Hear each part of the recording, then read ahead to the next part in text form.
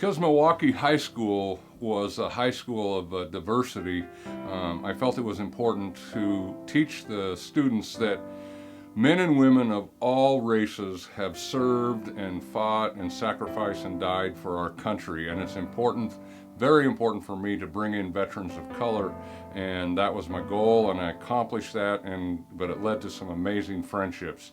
First, it started out in 1996. We have Bill Holloman and Ed Drummond, both Tuskegee Airmen, both of them World War II, Korean War, and Vietnam veterans, and it led to an amazing friendship until they passed away. At lunch, Hap searches the crowd, hoping to find a Tuskegee Airman. Hap says the black fighter pilots saved his life. Pilots like Bill Holloman. Did you actually fly cover for any of us? Yeah.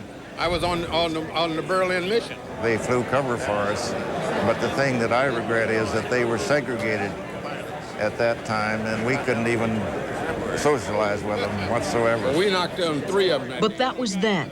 Today was for personal moments. Nice meeting you, Bill.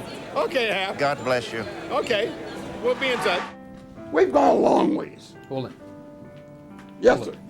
We'll have to cut him down now.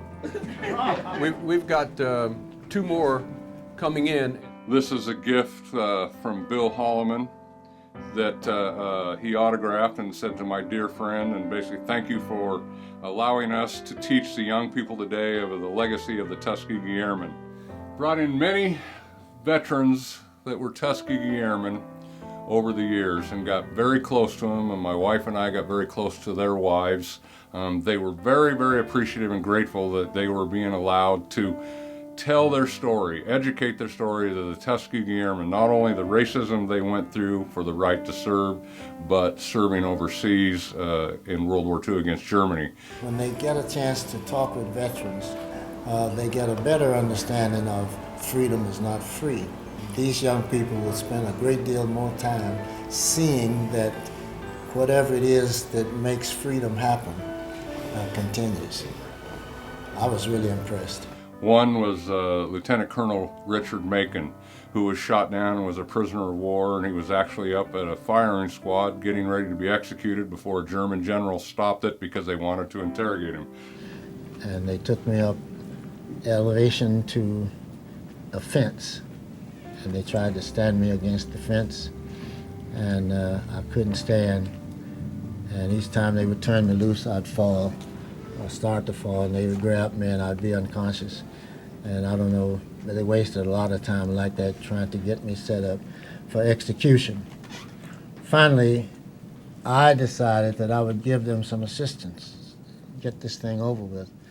This left leg, I could push a little bit. So when they stood me up, I pushed myself against the fence, and I didn't fall this time. And I know they must have hit high fives because they got it down, and they left me. And then the order was given for the execution to come out. They came out, you could hear them, hey. You could hear them make the face movement. And then, that means ready. And you heard them say, and the next order is aim, of course. I knew this was it. The next order would take care of me. But that damn fence, the gate opened. And when the gate opened, somebody hollered, Achtung! It's attention in German for you guys. And you heard all the heels hitting and got real quiet. And pretty soon, there was a loudmouth talking down there. And if you've ever been in the German army, why do I say that? If you've ever been in the German army, you know that the higher rank you have, the louder you can talk. If I'm a captain and you are a private, I can talk to you like this, and you have to whisper to me. And I heard this loudmouth talking. And in the process of talking, he said, Lieutenant Macon. He's talking about me, now they're going to do something else to me. Okay, so 3 men came up, took my blindfolds off, and took me down to him. And I was, by some miracle, saved from the firing squad, and I went in for interrogation. I'll stop the story there, but there's a lot more to it that's very interesting. Another one is Roger Bill Terry. Roger Bill Terry was a football, basketball player at UCLA. His roommate and best friend was the famous Jackie Robinson of baseball fame. Terry wanted to be a Tuskegee Airman, so he joined, and he's responsible for helping organize the Freeman Field Mutiny because they were not allowed to go into the White Officers Only Club.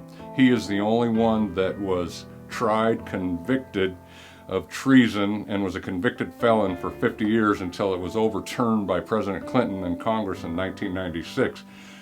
Bill never talked about this until we brought him to Portland, and even the first year he was here, he refused to talk to students. We got Bill to open up and start telling more and more about it, and it was healing for him. 2005, the Tuskegee Airmen were awarded the Congressional Gold Medal. He went back, many of them that were able to travel were able to receive that gold medal, and that was a huge honor. A month before he passed away, Bill Terry gave me his Congressional Gold Medal. And this is my most honored, cherished gift. It's unbelievable, but he was very grateful. Another sign of their gratitude was Bill Holloman and Lieutenant General Alex Jefferson, who's still living. He's the only one that's still living, 94 years old. This is Alex Jefferson's book, Red Tail Capture, Red Tail Free, and that's him as a young man. And it's an amazing book in there because he learned how to draw and became quite the artist is his stint in the prison camp. And it's an amazing book, an amazing story, so you'll have to look it up and buy it if you want to learn more about it. 94 years old, flew myself and my family to Hawaii, put us up in a big condo on the Hawaiian Hilton, and paid for everything. And it was their way of saying thank you for us, allowing us to teach the legacy of the Tuskegee Airmen. But many others, that William Ellis, who came up, but he passed away, wasn't able to build a friendship with him, but got to meet him. Another one, Mitch Higginbotham was another one. They all autographed this poster.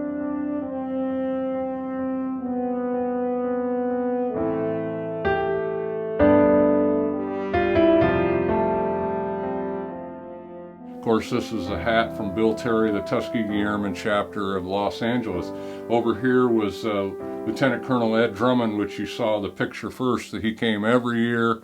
And then, of course, Bill Holloman's, all of their memorial, the families asked me to speak at every memorial of the Tuskegee Airmen. And it's just been, what an honor. And the stories that they've told me it's all going to be in a book someday. I know, but we got more time than they got. But we'll be glad to answer your questions upstairs. Thank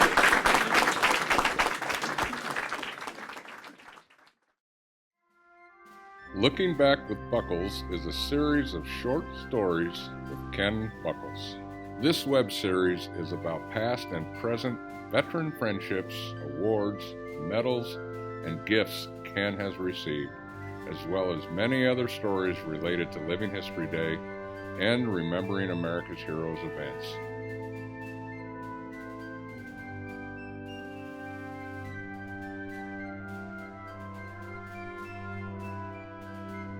To find out more or to watch another short story, visit backwithbuckles.com.